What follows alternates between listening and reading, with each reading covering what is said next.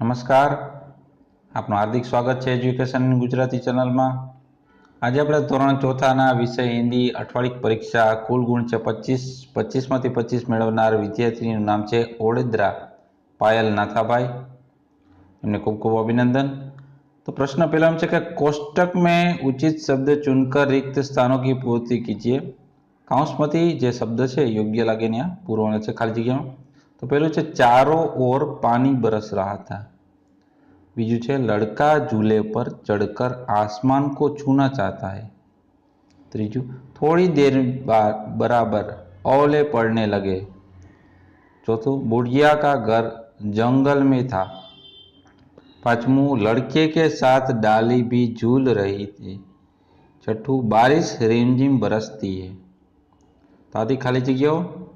ये प्रश्न बीजो निम्नलिखित प्रश्नों के उत्तर एक वाक्य में लिखिए। एक वाक्य में जवाब अपन से पहलू वाघ ओलों की मार से परेशान होकर कहाँ गया? तो ओलों की मार से परेशान होकर बाघ बुढ़िया के घर के पास आ गया। बीजू बुढ़िया को सबसे ज्यादा डर किससे लगता था?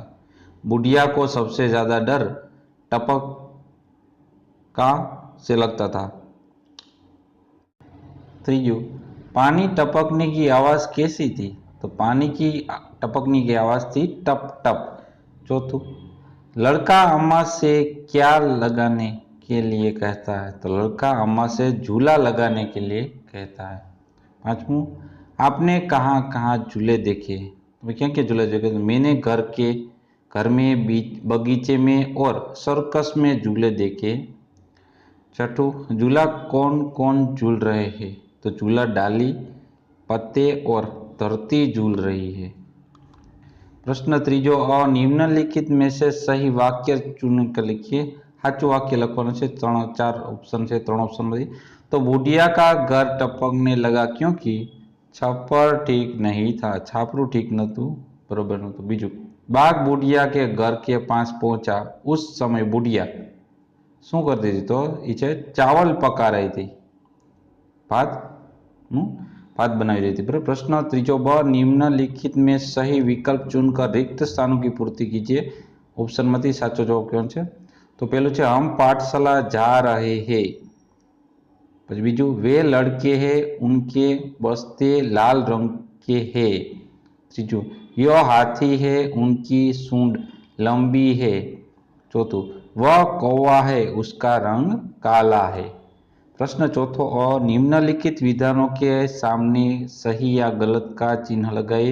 पहलू मटके पर पानी टपक रहा था। तो विधान खोटू है। बीजू ओलों की मार से बुढ़िया परेशान हो गई। तो आ विधान खोटू है। तीजू कूदते फांदते बाघ बुढ़िया के घर के पास पहुंचा। तो आ विधान साचू है। प्रश्न चौथो ब दिए गए उदाहरण के अनुसार वाक्य बनाइए। तो मक्की और रोटी, बराबर। तो अँ पूछे बिल्ली, तो बिल्लिया मेरे घर में बिल्ली है, मेरे घर में बिल्लियाँ हैं, बराबर। बहुवचन। तो मक्की मक्खियाँ, तो मक्खी है वो रोग का घर है और मक्खियाँ गंदगी में रहती है। मक्खी से रोग नु घर से, मक्खी क्या रहશે? गंदगी में। प्रश्न पांचमो अ के दिए गए शब्दों के विरुद्धार्थी शब्द लिखिए।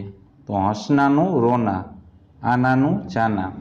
तीजू सोनानु जागना, दिननु रात, ऊपरनु नीचे, छोटानु बड़ा।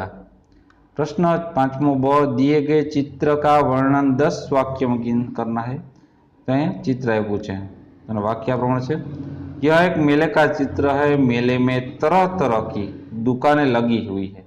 मेले में बच्चे जवान और बूढ़े लोग हैं। मेले में एक सपेरा भी खेल दिखा रहा है। गुब्बारे वाले गुब्बारे बेच रहे हैं। 2 चकडोल भी दिखाई दे रहे हैं। कुछ लोग चकडोल में बैठकर मजा उठा रहे हैं। यह और एक और 2 घोड़े खड़े हैं, बराबर। और देखाड़ू है लोग मेले में घुड़सवारी का मजा भी उठा रहे हैं। तो आ तो धोरण चौथानु हिंदीनु अठवाडिक परीक्षानु 25 मार्कनु पेपर।